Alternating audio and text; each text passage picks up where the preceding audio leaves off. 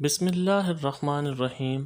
السلام علیکم دوستو، میں ہوں مسٹر شیڈو اور یہ آج ہماری ویڈیو نمبر 18 ہے۔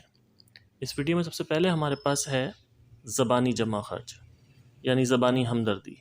اسے انگلش میں ہم کہتے ہیں لپ سروس، یعنی زبانی طور پہ تو باتیں کر جانا لیکن عملی طور پہ کچھ نہ کرنا، تو اس وقت ہم اسے کہتے ہیں کہ یہ صرف لپ سروس ہے اور کچھ نہیں ہے۔ اس کی مثال ہم آپ کو اس طرح دے سکتے ہیں کہ اکثر ہم کہتے ہیں کہ Is it a real promise or you just want to go after your lip service؟ یعنی تم واقعی وعدہ کر رہے ہو یا زبانی خرچ کر کے تم جانا چاہتے ہو۔ یہ ایک مثال ہم آپ کو یہ بھی دے سکتے ہیں کہ it is too easy to pay lip service on human rights but nobody is doing anything for the people in Kashmir۔ یعنی لپ سروس کرنا بہت آسان ہے، زبانی جمع خرچ کرنا انسانی حقوق پر بہت آسان ہے، لیکن کوئی کشمیر کے لوگوں کے لیے کچھ حقیقت میں کچھ کر نہیں رہا ہے۔ دوسرے نمبر پہ ہمارے پاس ہے آن ونس اون، یعنی خود سے کچھ کرنا، اپنے طور پہ کرنا، بغیر کسی کی مدد کے کرنا۔ یعنی آپ اس کو اس طرح کہہ سکتے ہیں کہ جہاں پر لکھا ہوا ہے آن ونس اون، ونس کی جگہ آپ اپنے آپ مائی کہہ سکتے ہیں، کسی سامنے والے کے متعلق بات کر رہے ہیں تو یو کہہ سکتے ہیں، یا ہی شی اٹ، ضرورت کے حساب سے جو آپ لگانا چاہیں لگا سکتے ہیں۔ مثال ہم آپ کو اس طرح دے سکتے ہیں کہ these are the easy recipes you can try on your own, یعنی یہ بہت آسان کھانا بنانے کی ترکیبیں ہیں، آپ خود سے ٹرائی کر سکتے ہیں۔ ایک اور مثال ہم آپ کو یہاں پر یہ بھی دے سکتے ہیں کہ he did not use his father's name and support, actually he made a lot of money in his stock business on his own۔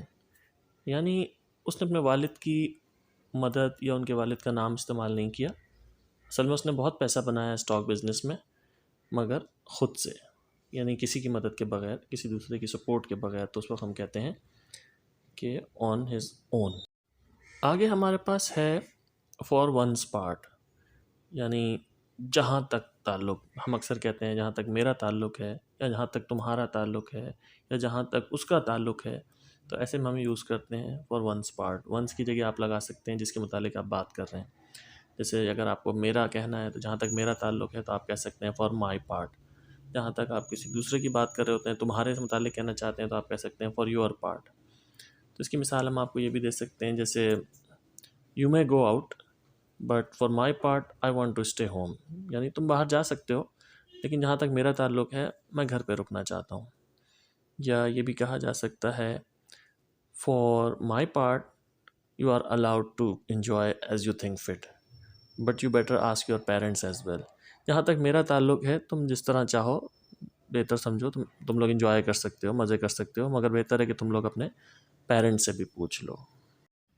آگے ہمارے پاس ہے cat on a hot tin roof, یعنی اس کا لفظی مطلب تو یہ نکلتا ہے کہ جب کوئی بلی کسی ٹین کی چھت پہ چڑھ جاتی ہے اور وہ دھوپ میں گرم ہو رہی ہو تو وہ بے چین ہو جاتی ہے، کبھی ایک پنجہ رکھتی ہے، اس کا پنجہ گرم ہو جاتا ہے، وہ اٹھا لیتی ہے، دوسرا رکھتی ہے، دوسرا گرم ہوتا ہے پہلے والا، تو اس طرح بے چین ہو جاتی ہے۔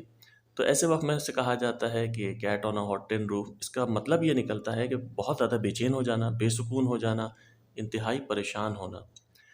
اس کی ایک مثال ہم آپ کو یہ دے سکتے ہیں کہ you don't need to be like a cat on a hot tin roof, the mechanic is already on the way, he will check your کار۔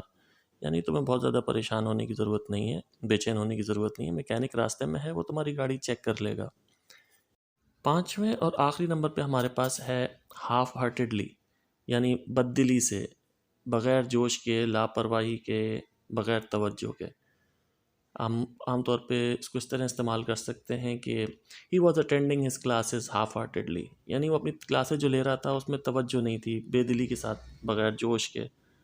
یا یہ بھی ہم کہہ سکتے ہیں کہ the police lawyer was fighting the murder case half heartedly, یعنی police کی طرف سے جو وکیل تھا وہ قتل کے مقدمے کو بغیر توجہ کے یا بے دلی کے ساتھ لڑ رہا تھا۔ تو دوستو، ہم آج کی ویڈیو کو یہیں ختم کرتے ہیں، ایک نئی ویڈیو کے ساتھ، نئی انفارمیشن کے ساتھ، پھر انشاءاللہ آپ کی خدمت میں حاضر ہوں گے۔ اس وقت تک کے لیے اللہ حافظ۔